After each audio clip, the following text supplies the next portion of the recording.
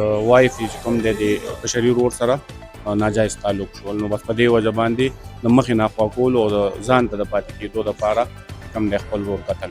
کور مې ونړ شو. زه خو خپله غریب سړی یم، په 15,000 روپۍ څوکیدار یم. زه خو دواړو طرف ته غرق شوم. یو لاس راله هغه غوڅ کړه، یو په جیل شي. نو زه په دې کې څه ویم؟